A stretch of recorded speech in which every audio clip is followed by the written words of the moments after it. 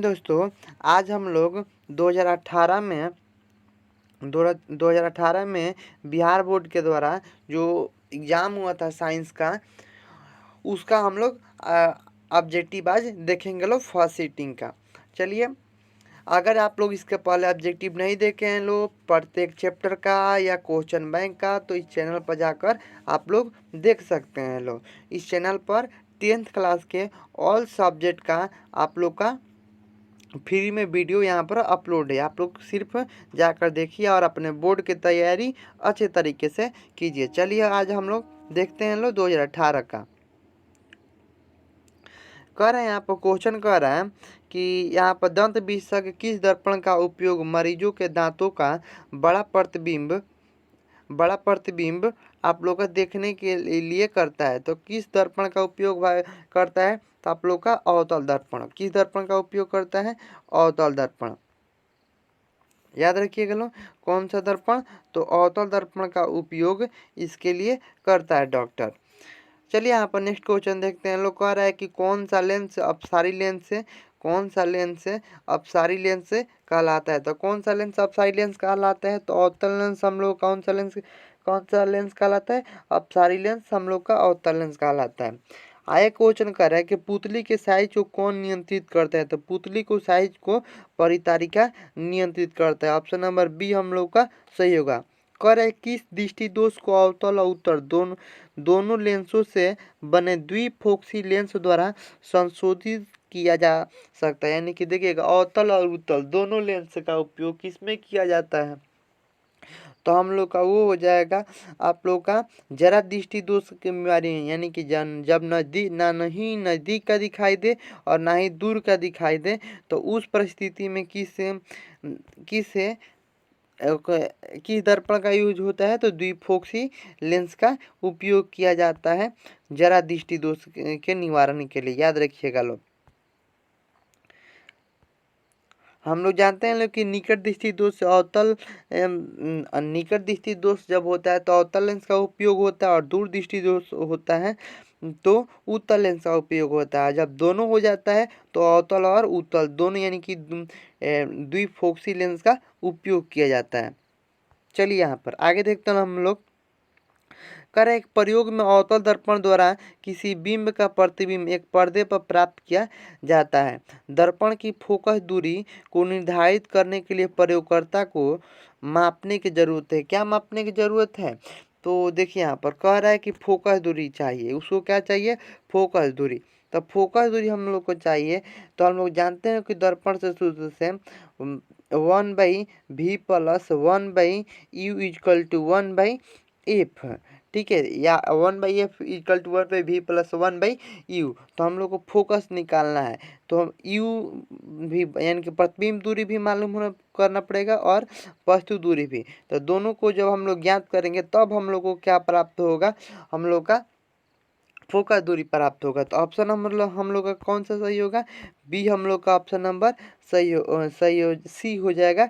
ए एवं बी दोनों, option number C सही होगा। कह रहा है शब्दकोश को छोटे अक्षरों को पढ़ने के लिए किस लेंस का उपयोग करना पसंद करेंगे? तो इसके लिए आप लोग का ऑप्शन नंबर सी सही होगा, 5 सेंटीमीटर फोकस दूरी का उत्तल लेंस। नेक्स्ट कह रहा है कि निम्नलिखित में से कौन विद्युत विभवांतर का एसआई मात्रक है? विद्युत विभवांतर का एसआई मात्रक कौन होता है? वोल्ट होता है। कौन होता है? वोल्ट होता है। विद्युत विभवांतर का एसआई मात्रक वोल्ट होता है। यहाँ पर कह रहा है कि लघु पतन यानी कि शॉर्ट सर्किट के समय परिपथ में विद्युत धारा का मान होता है। तो ये आप लोग का शॉर्ट सर्किट होता है तो विद्युत धारा का मान क्या होता है? बढ़ जाता है। यानी कि ऑप्शन नंबर सी हम लोग का होगा, सही होगा। कर पश्चिम की ओर प्रेषित कोई धनावेशित कण किसी चुंबकीय क्षेत्र द्वारा उत्तर की ओर विक्षेपित हो जाती है तो चुंबकीय क्षेत्र की दिशा क्या होती है? तो अधोमुखी हो जाती है। याद रखिएगा लोग। तांबे की तार की एक आयताकार कुंडली की चुंबकीय क्षेत्र के घूर्णित गति कर रही है तो इस कुंडली में प्रेरित विद्युत धारा की दिशा में कितने परिभ्रमण के पश्चात परिवर्तन होता है? तो देखिए, दिशा परिवर्तन में जानते हैं लोग कि एक वहाँ पर एक सर्किल प्राप्त करने के लिए एक शीर्ष और एक गर्त की जरूरत होता है। तो यहाँ पर देखिए आधा पर ही का हो जाता है आप लोग का दिशा परिवर्तन हो जाता है।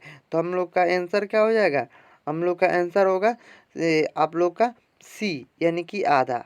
क्या जाएगा आंसर, क्या हो जाएगा, सी आधा हो जाएगा। चलिए अब हम लोग आगे देखते हैं। लोग आगे क्या कह रहा है कि आप लोग का यहाँ पर आगे नेक्स्ट क्वेश्चन कह रहा है कि ये आप लोग का किसी विद्युत धारावाही सीधी लंबी परिनालिका के भीतर चुंबकीय क्षेत्र होता है। तो उसमें आप लोग का चुंबकीय क्षेत्र क्या होता है, इसके सिरे की ओर जाने पर घटता है। उसे सिरे की तरफ जाने पर क्या होता है, वो घटता है। स्वर कुकर के लिए कौन सा दर्पण सर्वाधिक उपयुक्त होता है, तो अवतल दर्पण सबसे उपयोगी होता है उसके लिए। नेक्स्ट क्वेश्चन कह रहा है चिपको आंदोलन का मुख्य उद्देश्य संरक्षित करना था। चिपको आंदोलन का मुख्य उद्देश्य किसको संरक्षित करना था, तो वृक्षों को। नेक्स्ट क्वेश्चन कह रहा है कि निम्नलिखित में से किस विलयन का उपयोग दीवारों को सफेदी करने के लिए किया जाता है, तो CaOH का होल्टविस।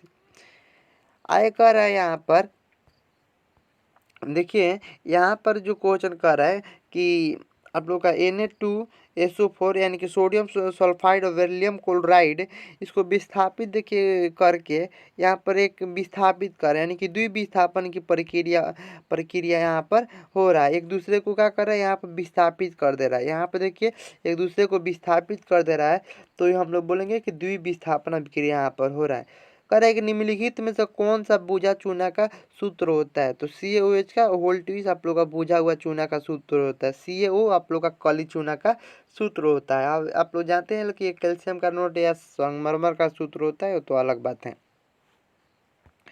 चलिए अब हम लोग देखेंगे लो नेक्स्ट हम लोग देखेंगे लो यहाँ पर नेक्स्ट देखेंगे लो हम लोग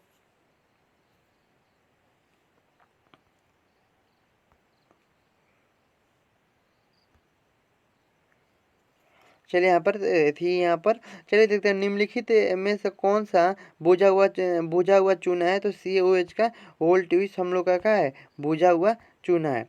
कह रहा है कि लवण Na2CO3 का जलीय विलयन का pH मान होता है। जलीय विलयन का pH मान क्या होता है, ये हम लोग का लवण है।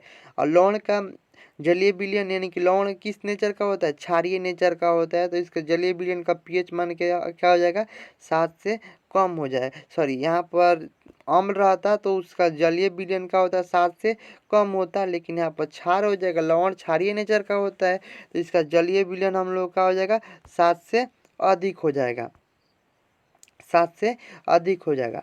नेक्स्ट क्वेश्चन कर रहा है बॉक्साइट किस धातु का महत्वपूर्ण अयस्क है, तो बॉक्साइट एल्युमिनियम का महत्वपूर्ण अयस्क है। यानी कि एल्युमिनियम का निष्कर्षण किससे किया जाता है, बॉक्साइट से किया जाता है।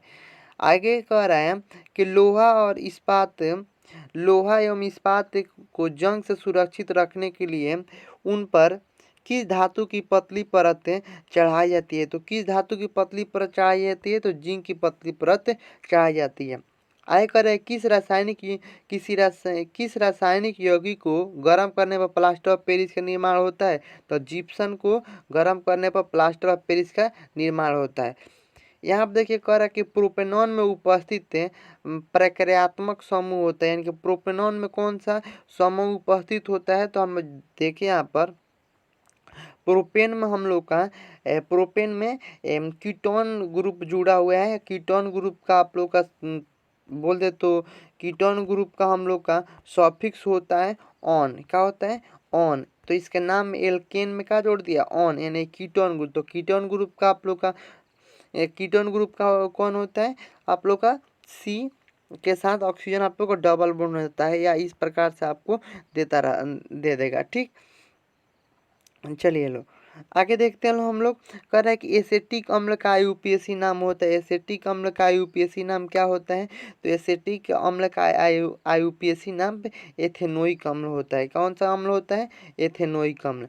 कह रहा है कि विद्युत अपघटनी परिसंचरण में अशुद्ध धातु को बनाया जाता है। अशुद्ध धातु एनोड पर प्राप्त होता है, जबकि शुद्ध धातु कैथोड पर प्राप्त किया जाता है। कह रहा है कि अष्टक सिद्धांत को किसने स्थापित किया था, तो न्यूलैंड्स ने अष्टक सिद्धांत को स्थापित किया था। नेक्स्ट क्वेश्चन कर रहा है कि आधुनिक आवर्त नियम के अनुसार तत्वों का गुणधर्म है, तो तत्वों का क्या गुणधर्म है आधुनिक आवर्त सारणी के अनुसार?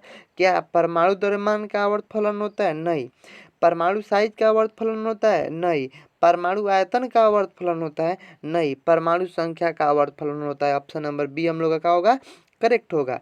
कह रहा है नेक्स्ट क्वेश्चन, निम्नलिखित में कौन सा आयन लाल लिटमस से विलयन को नीला कर सकता है? हम लोग जानते हैं लोग कि अम्ल क्या करता है? नीले लिटमस पत्र को लाल कर देता है, और क्षार क्या करता है? लाल लिटमस पत्र को नीला कर देता है। तो ये आप लोग का क्षार के वजह से होता है हाइड्रोक्साइड आयन। ठीक है, ऑप्शन नंबर बी हम लोग का होगा करेक्ट होगा। कह रहे पादप में जाइलम उत्तरदायी है। पादप में जाइलम किसके लिए उत्तरदायी होता है? तो पादप में जाइलम हम लोग का जल का वहन करने के लिए यानी कि जल को पेड़ के जड़ों से मतलब शोषित करके पत्तियों को विभिन्न भागों तक पहुंचाता है। ये काम जाइलम करता है। ठीक है, जब पत्तियों से बना हुआ भोजन को आप लोग का पेड़ के सभी भागों तक पहुंचाने का काम आप लोग का फ्लोएम का होता है। जो हम लोग जानते हैं कि पेड़ पौधों में संवहन मंडल कितना होता है? 2, जाइलम और फ्लोएम। तो उनका कार्य भी आप लोग याद रखिएगा लोग। चलिए अब हम लोग आगे देखते हैं लोग। कह रहा है कि निम्नलिखित में किस कोशिका का ऊर्जा मुद्रा के रूप में जाना जाता है? किसे ऊर्जा मुद्रा के रूप में जाना जाता है? तो इसे एटीपी को ऊर्जा मुद्रा के रूप में जाना जाता है। नेक्स्ट क्वेश्चन कह रहा है कि पत्तियों में गैसों का आदान प्रदान कहाँ होता है? तो रंध्र द्वारा होता है। किसके द्वारा होता है? रंध्र द्वारा। आगे कह रहा है कि हृदय से रक्त का संपूर्ण शरीर में पंपिंग किया जाता है। किसके द्वारा पंपिंग होता है? तो हम लोग का आलिंदों द्वारा पंपिंग किया जाता है। आगे कह रहा है कि कौन सा पादप हार्मोन पत्तियों को मुरझाने के लिए उत्तरदायी होता है? ये उत्तरदायी होता है। तो एब्सेसिक अम्ल क्या होता है? पत्तियों को मुरझाने के लिए उत्तरदायी होता है। ये सारे क्वेश्चन है ना रिपीटेड क्वेश्चन कर रहे 2014 का 2015 का क्वेश्चन ये रिपीटेड किया है। और आप लोग देखिएगा लोग एग्जाम में भी आपको क्वेश्चन बैंक से रिपीटेड क्वेश्चन मिलेगा। कर रहे हैं आगे नेक्स्ट क्वेश्चन कर रहा है कि जड़ का अधोगामी वृद्धि है तो गुरुत्वानुकर्षण होता है, गुरुत्वाकर्षण के विपरीत होता है। पार्श्व मेंडुला और अनुमस्तिष्क, पार्श्व मेंडुला और अनुमस्तिष्क किस मस्तिष्क का भाग होता है? तो पश्च मस्तिष्क का होता है भाग होता है। नेक्स्ट क्वेश्चन कह रहा है कि निम्नलिखित में कौन सी अनैच्छिक क्रिया नहीं है? देखिए ऐच्छिक क्रिया वो होती है जिस पर हम लोग का अपना अधिकार होता है। अनैच्छिक क्रिया जो स्वतः होती है तो हम लोग क्या कर सकते हैं? इसमें कौन है? इसमें से कह रहे हैं अनैच्छिक क्रिया नहीं यानी कि ऐच्छिक क्रिया। तो ऐच्छिक क्रिया कौन सा है?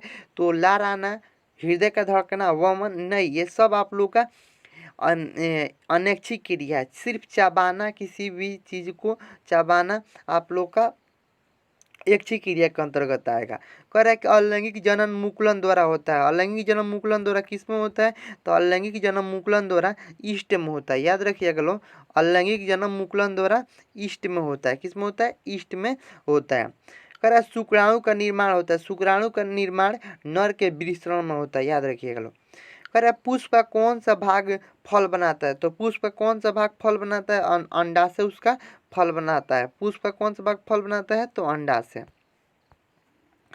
नेक्स्ट क्वेश्चन कह रहा है कि लिंग गुणसूत्र का पूर्ण जोड़ा पाया जाता है। तो आप लोग का इसका सही आंसर होगा हम लोग का स्त्री में होता है। किस प्रकार होता है हम लोग बताते हैं। आप देखिएगा लोग जोड़ा के हिसाब से जोड़ोगे तो आप लोग का 23 जोड़ा पाया जाता है, लेकिन वहाँ पर एक भिन्न हो जाता है आप लोग का।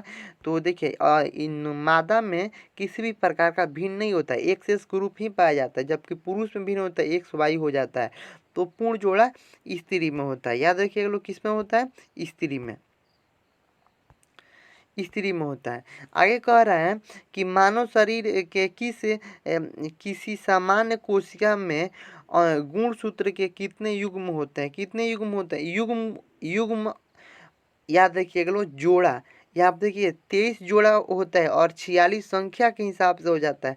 तो यहाँ पर युग्म जोड़ा 23 जोड़ा तो यहाँ पर होगा। कह रहे हैं कि निम्न में से निम्न में कौन से समूहों में केवल जैव निम्नीकरण पदार्थ है? कौन सा जैव निम्नीकरण इसमें से पदार्थ होगा? तो इसमें से जैव निम्नीकरण कौन हो जाएगा? हम लोग का जो जैविक अपघटित हो सकता है, तो घास फूस व चमड़ा, जिसमें चमड़ा अपघटित नहीं होगा, रबड़ इसमें अपघटित नहीं होगा, ऑप्शन नंबर बी में। प्लास्टिक इसमें अपघटित नहीं, इसमें केक लकड़ियम घास, ये हम लोग का हो जाएगा, अपघटित हो जाएगा। अब हम लोग सेकंड पाली का देखेंगे ऑब्जेक्टिव। ठीक है, चलिए अब हम लोग देखते हैं यहाँ पर कि सेकंड चीटिंग है 2018 का साइंस का। करे गोलीय दर्पण में परावर्तन पृष्ठ के वृत्ताकार सीमा रेखा का व्यास कहलाता है। तो वृत्ताकार सीमा रेखा का व्यास कहलाता है आप लोग का प्रधान अक्ष। ऑप्शन नंबर सी हम लोग का हो जाएगा, सही आंसर होगा।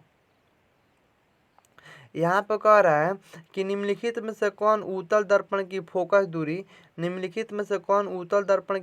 दूरी है जिसकी वक्रता त्रिज्या 32 सेंटीमीटर है? तो हम जानते हैं कि वक्रता त्रिज्या और इसमें रिलेशन कि एफ बराबर होता है r/2 होता है। तो हम लोग यहाँ पर देखिए करा हुआ आर का वैल्यू दिया है 32 और ये 2, तो यहाँ पर हम लोग का आ जाएगा 16। और ये आप लोग का उत्तल दर्पण का है, तो उत्तल दर्पण में प्लस में होता है, तो हम लोग का प्लस से 16 हो जाएगा। ऑप्शन नंबर हम लोग का सी सही होगा। कह रहा है कि यदि प्रतिबिंब का आवर्धन ऋणात्मक होता है तो उसका प्रतिबिंब कैसा बनता है? तो उसका प्रतिबिंब हम लोग का वास्तविक और उल्टा बनता है। ऑप्शन नंबर सी सही होगा। कह रहा है कि नेत्र में प्रवेश करने वाली प्रकाश किरणों का अधिकांश परावर्तन होता है, तो उसका अधिकांश परावर्तन हम लोग का हो जाता है कार्निया के बाहरी पृष्ठ पर। ऑप्शन नंबर सी हम लोग का सही होगा। चलिए अब हम लोग आगे देखते हैं। लोग कह रहा है कि जब सूर्य के प्रकाश वायुमंडल से गुजरता है तो वायु के सूक्ष्म कण किस रंग के प्रकाश को अधिक प्रबलता से प्रकर्णित करते हैं? तो जब सूर्य के प्रकाश वायुमंडल से गुजरता है तो वायु के सूक्ष्म कण किस रंग के प्रकाश को अधिक प्रबलता से प्रकर्णित करते हैं? तो ये हम लोग का हो जाएगा नीला कलर। और इसी का कारण होता है कि हम लोग का वायुमंडल का होता है नीला दिखाई देता है, नीला रंग को प्रकर्णित कर लेता है। तो हम लोग का ऑप्शन इसका क्या हो जाएगा? ऑप्शन नंबर डी हम लोग का सही होगा, नीला। कह कि भारत में उत्पादित प्रत्यावर्ती विद्युत धारा की आवृत्ति होती है। तो भारत में प्रत्यावर्ती विद्युत धारा की आवृत्ति कितना होती है? तो 50 हर्ट्ज होती है। कितना होती है? 50 हर्ट्ज। कह रहा है किसी वोल्ट मीटर के स्केल पर 20 वोल्ट और 1 वोल्ट के बीच 20 विभाजन चिन्ह है, तो इस वोल्ट मीटर का अल्प मापांक होता है। देखिए अल्प मापांक बराबर होता है वोल्ट मीटर का अंतर बटा यहाँ पर विभाजन, कुल विभाजन होता है। तो 1/20 से अगर 1 से 0 घटाएगा और 20 से भाग दीजिएगा तो 1 बटा जो 20 आएगा इसको ले तो 0.05 वोल्ट होगा इसका आंसर। तो ऑप्शन नंबर बी हम लोग का होगा, करेक्ट होगा। चलिए आप देख रहे हैं कह रहा है कि 1 माइक्रो एम्पियर विद्युत धारा निम्नलिखित में से कौन सी है? 1 माइक्रो एम्पियर यानी कि 1 माइक्रो एम्पियर बराबर कितना हो जाते हैं हम लोग का?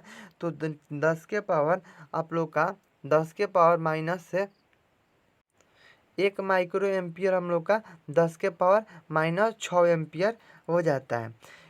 तो देखिए यहाँ पर किसी क्षण चुंबक के चुंबकीय क्षेत्र रेखाओं की दिशा क्या होती है? तो किसी क्षण चुंबक के चुंबकीय क्षेत्र रेखाओं की दिशा क्या होता है? दक्षिणी ध्रुव से उत्तरी चुंबकीय क्षेत्र की दिशा क्या होता है आप लोग का? दक्षिणी ध्रुव से उत्तरी ध्रुव होता है। यानी कि अगर मान लीजिए कि ये चुंबक है आपका चुंबक ये है तो उसकी दिशा क्या हो जाएगा? साउथ पोल से नॉर्थ पोल तक जाता है। तो इसका उत्तरी ध्रुव से यानी कि दक्षिणी ध्रुव से उत्तरी ध्रुव तक यह प्रक्रिया होती रहती है।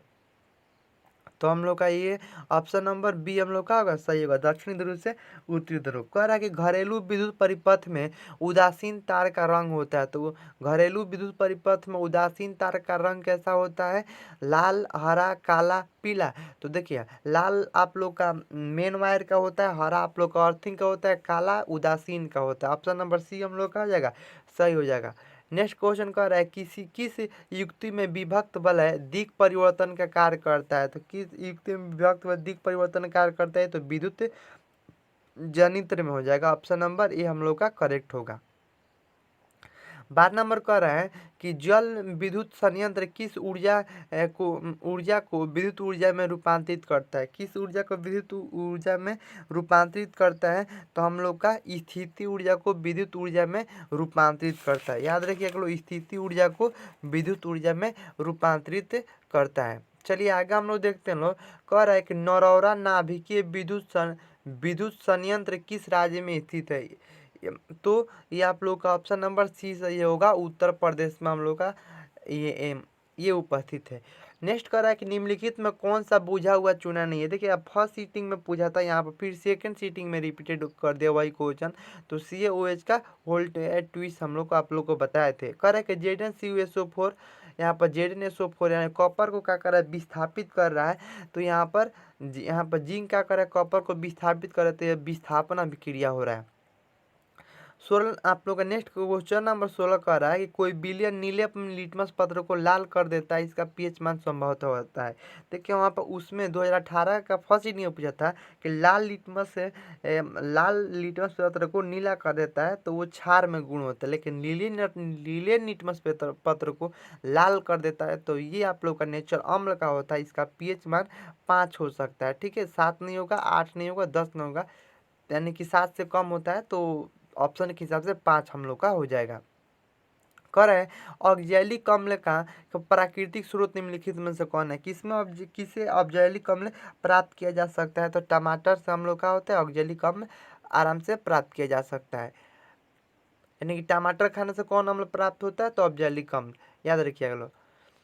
कारण निम्नलिखित में कौन सबसे अधिक अभिक्रियाशील धातु? यहाँ पर जो दिया है इसमें सबसे अधिक क्रियाशील धातु कौन सा है? तो सोडियम हम लोग का है, सोडियम सबसे अधिक क्रियाशील धातु है। यहाँ पर कह रहा है कि एक्वारेजिया किस अनुपात में सांद्र हाइड्रोक्लोरिक अम्ल सांद्र नाइट्रिक अम्ल का ताजा मिश्रण होता है? तो ये आप लोग का 3:1 का उसका मिश्रण होता है। एक्वारेजिया का मिश्रण का अनुपात हो जाता है 3:1, याद रखिएगा इसको। कह रहा है यहाँ पर ये आप लोग का ग्रुप दिया, इसमें कह रहा है कि निम्नलिखित में से किसका ग्रुप है? तो यह ग्रुप अगर से देखें तो हम लोग, तो ये ग्रुप हम लोग का इस प्रकार से दिया है CHO, ये इसकी संरचना, ये आप लोग को संरचना बना कर दिया। तो हम लोग का ये एल्डिहाइड का होता है, किसका होता है? ये हम लोग का एल्डिहाइड समूह का होता है, ना ही कीटोन का होता है, ना ही एल्कोहल का होता है, ऑक्जेलिक अम्ल का भी नहीं, एल्डिहाइड का होता है। किसका होता है? एल्डिहाइड का होता है। आप देखिए प्रोपेन का आणविक सूत्र आप लोग का जो दिया है C3H8, इसमें आप लोग का सहसंयोजक आबंधन कितना होता है? तो आप लोग का हम सहसंयोजक आबंधन बता दें कि सहसंयोजक आबंधन क्या होता है। तो देखिए यहाँ पर अगर देखिए यहाँ पर जब दो परमाणु को आपस में इलेक्ट्रॉनों को साझा करके, जब दो परमाणु, याद रखिएगा, जब दो परमाणु आपस में इलेक्ट्रॉनों का साझा करके अपना यह अष्टक पूरा करते हैं तो इनके बीच बना हुआ रासायनिक बंधन को हम लोग क्या कहते हैं? सहसंयोजक बंधन कहलाता है। तो हम लोग देखिए यहाँ पर ये एल्केन ग्रुप है, कौन सा ग्रुप है? एल्केन है। तो प्रोपेन है, तो प्रोपेन में हम लोग कितना कार्बन हो जाएगा? 3। मेथेत प्रोप, तो 3 हो जाएगा। और यहाँ पर संयोज कितना का सहभागदारी हो जाएगा इसका? तो आपका देखिए यहाँ पर सबका अपना अष्टक पूरा करने के लिए क्या इसका बताइए अभी अभी इसका हम लोग आप लोग का उदाहरण आप लोग का परिभाषा बताएं कि जब दो परमाणु आपस में इलेक्ट्रॉनों का साझा करके अपना अष्टक पूरा करते हैं, इनके बीच बना हुआ रासायनिक बंधन क्या कहलाता है? सहसंयोजक बंधन कहलाता है। तो देखिए कार्बन हाइड्रोजन के बीच बना हुआ बंधन 1 2 3 4 5 6 और 7 8, कार्बन कार्बन के बीच कितना हो जाता है? ये आप लोग का 8 1 9 हो जाएगा, यहाँ पर 9 1 10 हो जाएगा। तो इसमें प्रोपेन में आणविक सूत्र इसमें मतलब सहसंयोजकता कितना हो जाता है हम लोग का? तो 10 हो जाएगा। आप लोग अभी देखें कि कितना आ रहा था? 10।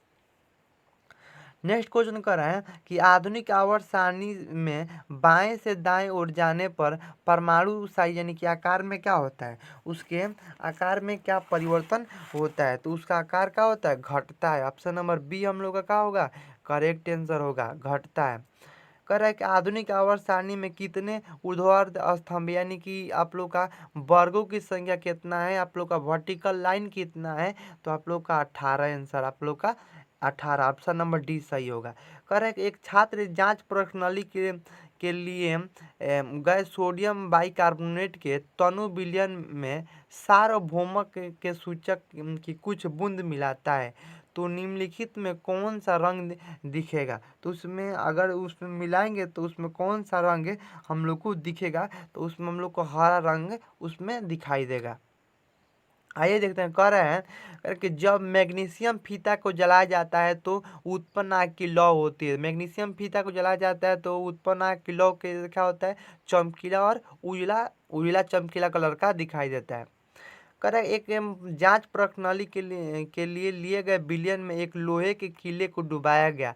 आधे घंटे के बाद यह देखा गया कि विलयन का रंग परिवर्तित हो चुका है। उस जांच प्रणाली का विलयन था। तो उस जांच प्रणाली किसका विलयन था? तो वो जांच प्रणाली हम लोग का कॉपर सल्फेट CuSO4 का विलयन था। CuSO4 का विलयन होगा।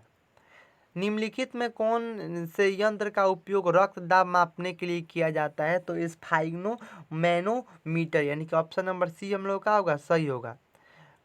आय कर एक रक्त का कौन से अवयव घायल स्थान से रक्त स्राव को रक्त का थक्का बनाकर अवरुद्ध करता है? देखिए यही क्वेश्चन है, सीधा क्वेश्चन है कि रक्त को थक्का बनाने का कार्य कौन करता है? तो प्लेटलेट्स आप लोग का रक्त का थक्का बनाने का काम करता है, लेकिन यहाँ पर घुमा के पूछा है। 2018 में क्वेश्चन घुमा के पूछा था एकदम, तो प्लेटलेट्स होगा। क्या हो जाएगा? प्लेटलेट्स हो जाएगा। कह रहा है कि ऑटू ग्रंथि को थायरॉक्सिन हार्मोन बनाने के लिए क्या आवश्यक होता है? देखिए ये क्वेश्चन पर अभी भी डाउट है कि ये क्वेश्चन पूर्ण रूप से सही है या पूर्ण रूप से सही नहीं है। देखिए आप लोग को हम बता दें कि ऑटूथ ग्रंथि को थायरॉक्सिन हार्मोन बनाने के लिए आयोडीन की आवश्यकता होती है। किसकी आवश्यकता है? होती है आयोडीन की। आयोडीन ही क्या करता है? ऑटूथ ग्रंथि को थायरॉक्सिन हार्मोन में बदल देता है, जिसके कारण घेघा रोग आप लोग का नहीं होता है। लेकिन ऑप्शन से इसके ऑप्शन से आयोडीन नहीं है, इसमें ऑप्शन में आयोडीन नहीं है। तो इस सवाल पर आप लोग का कुछ उठा था कि ये सवाल ऐसी हो सकता है, लेकिन अगर हम लोग इसमें देखें, अगर इसका हम लोग देख के चलें तो आप लोग का फास्फोरस क्लोरीन आप लोग का फास्फोरस हो सकता है।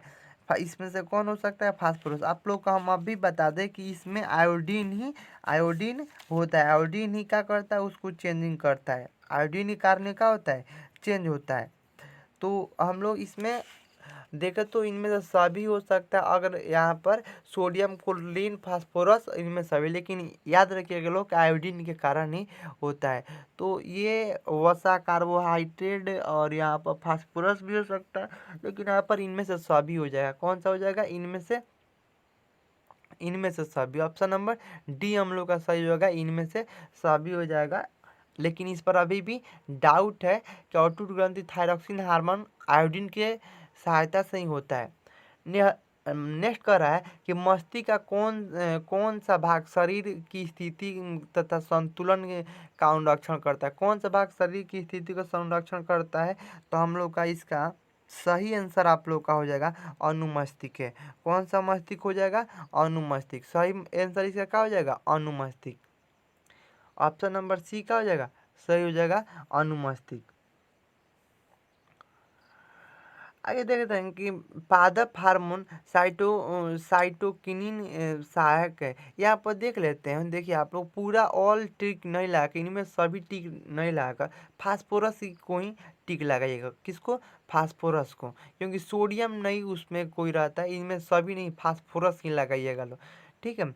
अगर तो यहाँ पर तो अगर देखें तो इसका आयोडीन होना चाहिए। इसमें आयोडीन ही थायरोक्सिन हार्मोन को चेंज करता है। तो अगर आयोडीन नहीं दिया है तो फास्फोरस को आप लोग टिक लगाइएगा। लो अब नेक्स्ट इसका बताएं कि अनुमस्तिष्क होता है। और आगे चलते हैं, आगे देखते हैं लोग कि यहाँ पर कह रहा है कि मस्तिष्क का कौन सा भाग शरीर की स्थिति संतुलन का अनुरक्षण करता है? तो अनुमस्तिष्क। आगे कह रहा है कि पादप हार्मोन साइटोकाइनिन को सहायक होता है। पादप हार्मोन साइटोकाइनिन की सहायक होता है परों के अग्रभाग की लंबाई के लिए, तने में वृद्धि के लिए, पादप का प्रकाश को मोड़ने के लिए, इनमें से सभी। तो डी नंबर से हम लोग का सही होगा, इनमें से सभी। आगे कह रहा है कि हाइड्रा में प्रजनन की विधि निम्नलिखित में से कौन है? हाइड्रा में कौन सा प्रजनन होता है? तो हाइड्रा में हम लोग का मुकुलन द्वारा प्रजनन होता है। इसके साथ देखिए मुकुलन के साथ उसमें लैंगिक और अलैंगिक प्रजनन भी होता है। अधिकांशों लैंगिक और अधिकांश प्रजनन उसमें अलैंगिक होता है। तो अलैंगिक में आप लोग का मुकुलन हो जाएगा। देखिए कोई कोई यहाँ पर विखंडन, यहाँ पर देखिए विखंडन भी दे दिया है। देखिए क्वेश्चन भाग नहीं था, सिर्फ ऑप्शन घुमाने के नजरिया उसका कर दिया था। तो विखंडन नहीं होगा यहाँ पर, आप लोग का मुकुलन टिक लगाइएगा लो। करे पुष्प का कौन सा भाग परागकण बनाता है? तो पुष्प का कौन सा भाग परागकण बनाता है? तो आप लोग का पुंकेसर परागकण बनाता है। पुंकेसर क्या करता है? परागकण बनाता है। नेक्स्ट क्वेश्चन कर रहा है कि निम्न में से कौन मानव में मादा जनन तंत्र का भाग नहीं है? तो निम्न कौन मादा जनन तंत्र का भाग नहीं है? तो शुक्रवाहिका मादा जनन तंत्र का भाग नहीं है। देखिए आगे नेक्स्ट क्वेश्चन कर रहा है कि ये आप लोग का वंशागत नियमों का प्रतिपादित किसने किया था? वंशागत नियमों का प्रतिपादित किसने किया था? तो याद रखिएगा लोग, वंशागत नियमों का प्रतिपादन आप लोग का ये ये आप लोग का उसमें तो लिखवे किए यहाँ पर, लेकिन ग्रेगर आप लोग का चार्ल्स से आप लोग का यहाँ पर देखेंगे हम लोग कि वंशागत नियमों का प्रतिपादन किसने किया था? तब वंशागत नियमों का प्रतिपादन मेंडल ने किया था। आप लोग का जॉर्ज ग्रेगर मेंडल ने। ठीक है, मेंडल ने। तो ये वंशागत नियमों को प्रतिपादन के लिए एक और भी पूछता है इसमें कि मेंडल ने वंशागत नियमों को प्रतिपादन के लिए किस किस किस का पौधा लिया था? तो मटर का पौधा लिया था। याद रखिएगा लोग। कह रहा है कि स्त्रियों में लिंग गुणसूत्र की का युग्म होता है। स्त्री में कौन सा गुणसूत्र पाया जाता है? तो एक सेक्स पाया जाता है। कौन सा पाया जाता है? तो एक सेक्स। कह रहा है कि मंडल परीक्षण के लिए हरी पत्तियों पर आयोडीन डालने से पहले पत्ती का एल्कोहल में उबाला जाता है। क्यों उबाला जाता है? तो इसके लिए क्या मंडल को घोलने के लिए, क्लोरोफिल्म को घोलने के लिए, पत्ती को मुलायम करने के लिए, इनमें से सभी के लिए। तो ये आप लोग का ऑप्शन नंबर ये सही होगा, मंड को घोलने के लिए। कह रहा कि स्लाइड को सर्वप्रथम कंपाउंड माइक्रोस्कोप में देखा जाता है। तो 10x पर। कितना? 10x पर। नेक्स्ट कर रहा है दो तंत्रिका। देखिए यहाँ पर देखते हैं लोग, कह रहा है कि दो तंत्रिका कोशिकाओं के मध्य खाली स्थान को कहते हैं। तो दो तंत्रिका मध्य स्थान को कहते हैं हम लोग को सिनेप्स। क्या कहते हैं? सिनेप्स। आगे कह रहा है कि निम्न में से कौन आहार श्रृंखला का निर्माण करता है? तो आहार श्रृंखला का निर्माण कौन करता है? घास, गेहूँ तथा हम, ये सब शाकाहारी है। घास, बकरी तथा आप लोग का मानव। घास, बकरी, मानव। बकरी, गाय, मछली। बकरी, घास, बकरी तथा मछली नहीं। देखिए यहाँ पर आहार श्रृंखला किस प्रकार, घास को कौन खाता है? बकरी। बकरी को कौन खाता है? तो मानव। ऑप्शन हम लोग का बी सही होगा। तो यहाँ पर हम लोग का सेकेंड सीटिंग का ऑब्जेक्टिव ख़त्म होता है। अब हम लोग यहाँ इसके बाद कंपार्टमेंटल जो एग्ज़ाम होता है उसका हम लोग ऑब्जेक्टिव देखेंगे लो 2018 का।